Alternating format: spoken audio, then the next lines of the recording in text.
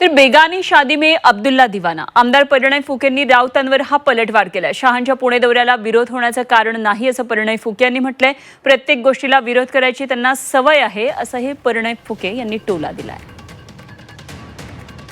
बेगानी शादी में अब्दुल्ला दिवाना या प्रकारचा संजय राऊतांची गत आहे आणि कुठेही दुसरं कोणाचे आंदोलन असणार काही असणार तरी त्याच्यावर वक्तव्य करून काहीतरी फुटेज घेण्याचं काम संजय राऊत नेहमी करत असतात।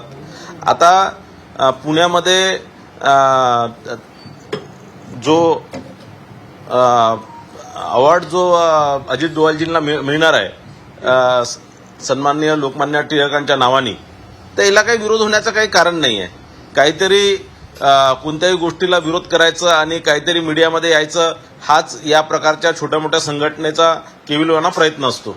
मला असं वाटतं त्याला काही खूप लक्ष देण्याची गरज नाही।